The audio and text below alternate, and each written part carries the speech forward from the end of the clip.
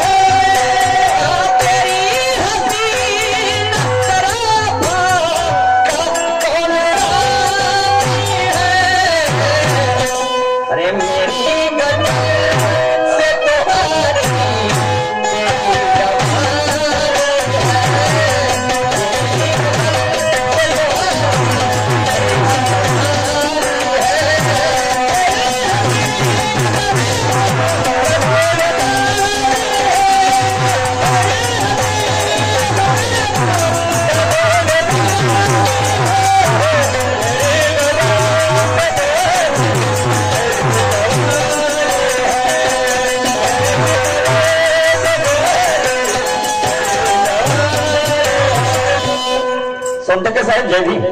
आणि म्हणून त्या परमेश्वराला अभिवादन करत असताना, त्याचं पूजन करत असताना पूजा दोन प्रकारची आहे। एक पूजा डोळस आहे आणि एक पूजा आहे, पूजेचे दोन प्रकार आहेत, एक पूजा डोळस आणि एक पूजा आहे आंगडी, समजलं का नाही? आणि म्हणून पूजा असावी म्हणतात, तुकडोजी महाराज म्हणतात, मंदिरामध्ये नाक दाबून भक्ती करण्यापेक्षा मार्गीचे काठे उचला आणि हेच श्रेष्ठ तीर्थस्थान होणे नाही काय? आणि म्हणून काय म्हणतो आहे, रंगमंचा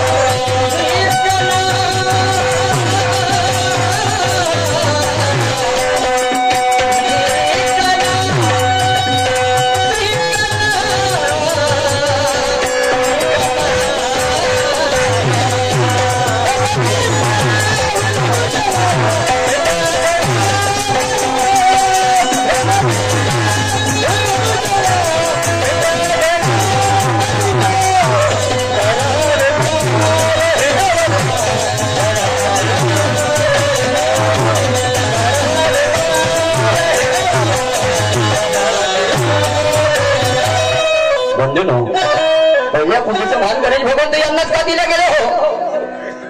पृथ्वीच्या पाठीवर देव नव्हते काय? 33 कोटी देवांगण होतं म्हणतात. मी नाही म्हणत, शास्त्र पुराण आम्हाला सांगते आहे. समजलं की नाही? तर का पहिल्या पूजेचं मान? गणेश भगवंताकडे काय शिकण्यासारखं की ज्यांनी आईवडिलाच्या चरणाजवळ संपूर्ण काही मिळवलं आणि जे कार्य गणेश भगवंताने त्या काळामध्ये करायला सांगितलं कोणतं? की आई वडिलासारखं दैवत जगाच्या पाठीवरती नाही. आणि तेच कार्य संत महात्म्यांनी या काळामध्ये करायला सांगितलं. म्हणतात सारं जग फिरून अर्थ नाही ना आई वडिलासारखं दैवत जगाच्या पाठीवरती नाही. समजलं? पण आमच्या भारतामध्ये आमच्या मायबापाला किंमत नाही हो. आमच्या भारतात आमची भारतीय संस्कृती थोर आहे, आम्हाला अभिमान आहे. तुम्हाला सांगतो आम्हाला गर्व वाटते, परंतु आमच्या भारतामध्ये आमच्या मायबापापेक्षा कुत्र श्रेष्ठ आहे. कुत्र, एका कुत्र्याला किंमत आहे पण आमच्या म्हाताऱ्या मायबापाला किंमत नाही. हो, बापाला वाटते माझा एकुलता एक पोरगा ऑफिसर बनायला पाहिजे, हाडाचे काळे करते, रक्ताचे पाणी करते, त्याला नोकरीवर लावते. समजलं? नोकरीवर लावते आणि तो पोरगा जेव्हा नोकरीवर लागते, लग्न होते आणि तो मायबाप जे मायबाप त्याचा बाप जेव्हा म्हातारा होते, त्याची माय जेव्हा म्हातारी होते, तर त्याला अशी असते माझ्या मायबापाला का मला 2 टाइमचं माझा लेकरू मला जेवण मिळेल रे.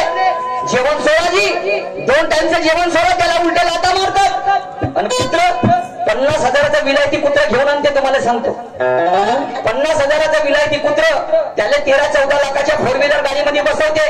बायकोचे 4 वाजता उठते, त्याच्या गळ्यामध्ये बेल्ट टाकते आणि त्याच्या ढोंगणाच्या मागं पुरं गाव फिरते. त्या पांढऱ्याची रोज साबणीने आंघोळ. ज्या बेडवर आम्ही झोपतो त्या चिक्कू का पाहिजे माझे? अरे बापरे, त्या बेडवर झोपतो आम्ही त्या ठिकाणी, त्याला झोपवल्या जाते. त्याचा महिन्यावारी खर्च 10 ते 12,000. समजलं? मला सांगा जी माझ्या मायबापापेक्षा कुत्र श्रेष्ठ आहे. आम्ही जेव्हा नवजात असतो, लहान असतो, एका आईच्या उदरातून जेव्हा जन्माला येतो, त्या माझ्या मातेचा पुनर्जन्म होते तुझ्यासाठी रे. आणि तू जेव्हा लहान असतं तर मायच्या अंगावर, माय जेव्हा कडेवर पकडते, बाप जेव्हा कडेवर पकडते, मायच्या अंगावर लेकराने जर संडास केली तर माय काय मास्क कापून फेकते का जी? मास्क कापून फेकते काय? बापाच्या अंगावर जर लेकरानं शी केली, संडास केली, बाप मास्क कापून फेकते काय? तो असाच म्हणते माझा मायबाप कर रे, म्हणते पोटभरशी कर्म म्हणते. आणि कुत्र्याची धुवून धुवून देताना कोणी पाहिलं का तुम्ही? काय तरी या भारतामध्ये कुत्र श्रेष्ठ आहे. वारे तुमचं राजकारण शाबाश. आणि म्हणून किसी ने मजा लुटाया होगा शहरों में, तो किसी ने खुशियां पाई होगी गाँव में.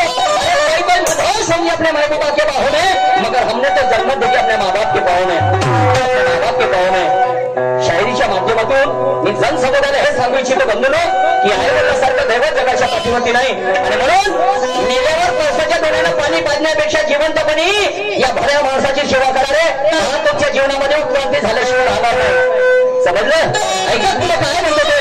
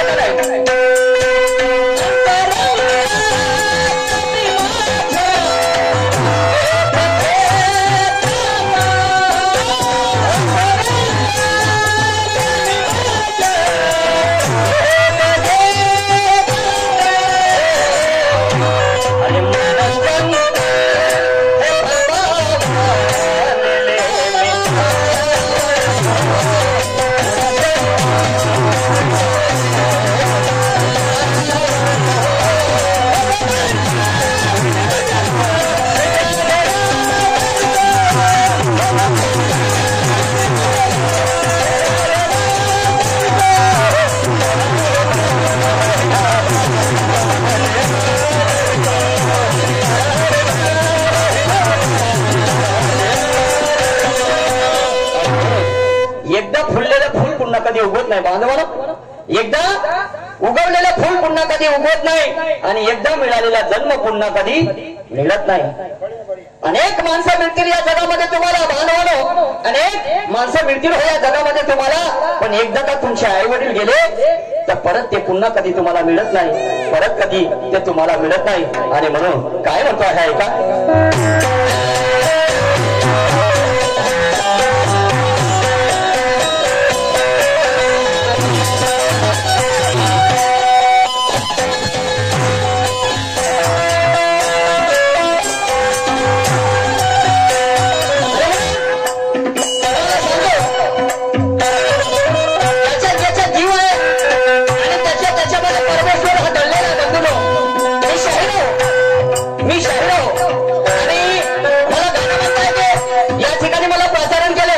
मी गाणं म्हणत आहो आणि माझ्या गाणं ऐकण्यासाठी कोणीच इथे जर बसले नाही, हे जिवंतपणे जो गण बसलेला आहे, हे जर लोक माझं गाणं ऐकण्यासाठी बसले नाही तर माझ्या गाण्याला किंमत मिळेल का?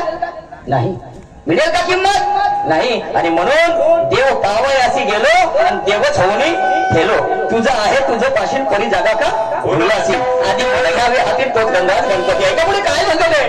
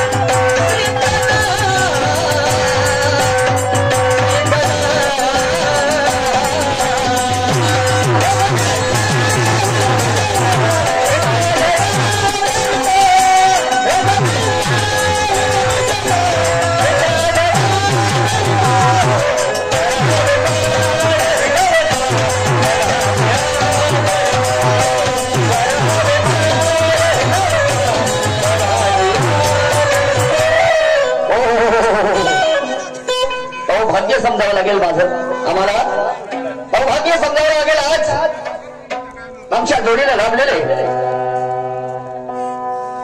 शाहीर की ज्यांचं नाव ऐकल्याबरोबर समोरचा जो प्रतिस्पर्धी शाहीर आहे ना त्याची एक तर बीपी लो होईल ना तर बीपी हाय होईल. समजलं की नाही? एवढा रुदवा आहे, एवढा पॉवर त्यांच्या शायरीमध्ये आहे. जरी ते काय शायरीच्या शिवारात नवीन असले, मागल्या वर्षीपासून त्यांच्या शायरीच्या शिवारामध्ये पदार्पण झालेला आहे, परंतु आज कमी दिवसामध्ये आणि मोठ्यात मोठं काम केलं. प्रत्येकाच्या ओठावर ज्यांचं नाव आहे, ठेवायचं असेल तर त्या शायराला ठेवा. तो शाहीर पाहिजे म्हणजे पाहिजे. सूरजजी नवघरे साहेब हल्ली मुक्काम निलज खंडाळा, क्रांती ज्योती मंडळ, एवढ्या मोठ्या महान शाहिराबरोबर आज दुय्यमचा सामना. तर बसलेल्या लोकांचा कल असते, समज असते. शाहीर लोक हे अभ्यासू असतात, यांना शास्त्र पुराणाची माहिती असते आणि कुठेतरी डावपेचावर गंमत यावी या दृष्टिकोनातून एक शाहीर दुसऱ्या शाहीरवर प्रश्न रूपाने डाव करत असते. हो, तर पहिल्या डावाच्या भानगरी नवघरे साहेबांनी एका प्रश्नाची विचारणा केली. प्रश्न म्हणतात त्याचा की जिवंतपणी आपण खूप काही शिकून जातो, जिवंतपणी खूप काही शिकून जातो, परंतु मेल्यानंतर त्यांच्या समाधीपासून काय शिकण्यासारखं असते? तो व्यक्ती कोण आणि ते समाधी कुठे आहे? म्हणजे असा एक व्यक्ती झाला की मेल्यानंतर त्याच्या समाधीपासून खूप काही लोकांनी बोध घेतलं, खूप काही शिकलं. शाहीर साहेब प्रश्न विचारताना योग्य ते रितसर मांडणी करा तर मजा येईल. एकाच व्यक्तीची समाधी आहे का? नवघरे साहेब, तुम्ही आपले कानाचे पडदे खोला. प्रश्न जेव्हा तुम्ही विचारता तर त्याचं तर्कसंगत मांडणी करा ना. हो, एकच व्यक्ती झाले काय? 109 महापुरुष झाले, बरोबर आहे. या पृथ्वीच्या पाठीवर 109 महापुरुष झाले आणि 109 महापुरुषांनी जगाला शिकण्यासारखं काम केलं. त्यांच्या समाधी आहेत की नाही?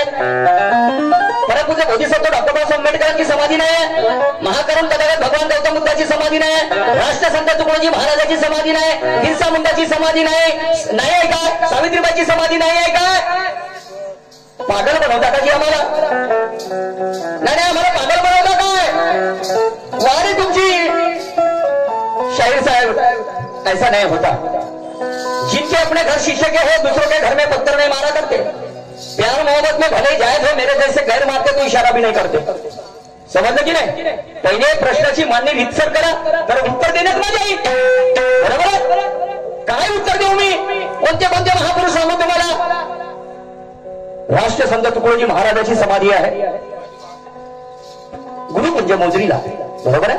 एका हातामध्ये खंजेरी आहे आणि एक हात त्यांचा असा आहे. आणि त्यांना सांगितलं आहे, तो भजन म्हटलेलं आहे, हर देश में तू, हर भेष में तू, तेरे नाम अनेक पर तू एकी है. शिकण्यासारखं ना, जाती धर्माच्या देवा आम्हाला देवा वाटून टाकली या चोट्याईनं, या एनटीनेवाल्यानं. हो, तेल्याचा देव तो आंबागड्या, बरोबर आहे. हो, महाराजा देव कोणता? बौद्ध, बरोबर आहे की नाही? बाबासाहेब आंबेडकर ते काय देव होते काय? कुणब्याचा देव कोणता? शंकरजी, बरोबर आहे. हनुमंत त्याचा देव, महाराजाचा देव कोणता? अरे बापरे बाप, मांगाचा देव वेगळा, ते अनुसया माता मांगा माझ्याची आहे. देवाने कधी जातपात केली काय? नहीं, देवाने जातपात केली काय? जिन्हें महसूस इंसानों के गम नहीं होते, इंसान भी मात्र पत्थरों से कुछ गम नहीं होते. अरे तो सोचने तो तेरे जैसे दुकान चौधा ये कोई नहीं कहते, सारे के सारे दुकानदार बेरहम ना होते.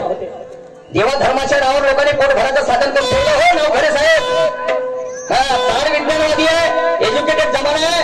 जरा बोलते वेळेस आम्ही भान ठेवायला पाहिजे, आम्ही काय विचारतो कशा पद्धतीने बोलतो. असं नाही, आमच्यापेक्षा आम्ही दोनच व्यक्ती हुशार आहोत, हा भाग काढून टाका. आणि आमच्यापेक्षा हे बसलेली प्रेक्षक मंडळी आमच्यापेक्षा अधिक हुशार आहे, यांना अधिक नॉलेज आहे, अभ्यासक आहे. ही मनामध्ये जागा निर्माण करा. समजलं की नाही? नाही तर मग ते काय होईल?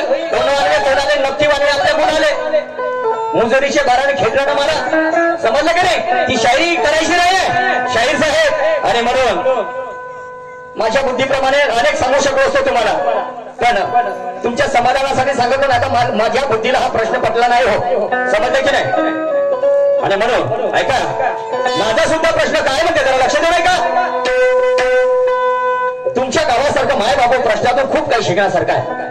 तुमच्याच गावासारखं एक छोटस गाव असते, एक छोटस खेडेगाव, आणि त्या खेड्या गावामध्ये 6 लोकांचा परिवार असते. तुम्हाला सांगतो, बाप, माय, मुलगा, मुलगी आणि एक सून. समजलं की नाही?